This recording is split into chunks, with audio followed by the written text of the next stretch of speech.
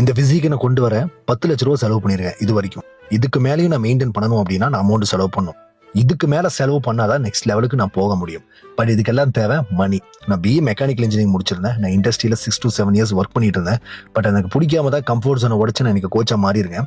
எல்லாரும் பண்ற தப்பு, நான் இதை படிச்சிருக்கேன் ஸோ இதுல தான் ஒர்க் பண்ணுவேன் அப்படின்னா சத்தியமா நம்ம growth ஆக முடியாது. நம்ம ஃபர்ஸ்ட் ஸ்டாண்டர்ட்ல இருந்து 12th வரைக்கும் எதுக்கு படிச்சோம்னு தெரியாது. அதுக்கப்புறம் டிகிரி படிப்போம், அதுக்கப்புறம் ஃப்ரெஷரா போவோம், அவன் ஒரு 15,000 ரூபாய் சம்பளம் தருவான்.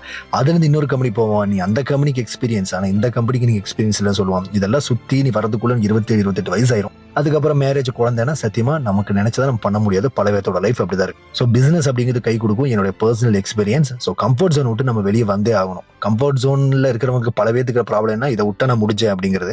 பட் இதை விட்டா வேற வழியே கிடையாது. நம்ம கம்ஃபர்ட் ஜோனை உடைச்சே ஆகணும்னு உடைச்சிட்டு வந்தா பெட்டர். ஸோ நான் அப்படிதான் உடைச்சிட்டு வந்தேன். ஸோ என்னோட டிகிரிங்கிறது என்னோட பேக்குள்ள தான் இருக்கு. பட் அது எனக்கு பெருசாக நான் யூஸ் பண்ணல. பிசினஸ்ல தான் நான் பண்ணிட்டு இருக்கேன். ஸோ கம்ஃபர்ட் ஜோனை உடைங்க. இல்லைன்னா 8 to 5 அப்படின்னு சொல்லி ஒர்க் பண்ணிட்டு இருந்தீங்கன்னா ஒரு 4 காம்பவுண்டுக்குள்ளேயே உட்காந்துட்டு இருப்பீங்க. அப்படி பண்ணாதான் நீங்க நினைச்சதை அடைய முடியும். ஸோ எந்த விஷயமா தான் சரி. So hard work and dedication important. So ஒழுக்கம் கரெக்டாக இருந்தால் நம்ம எது வேணாலும் அச்சீவ் பண்ணலாம்.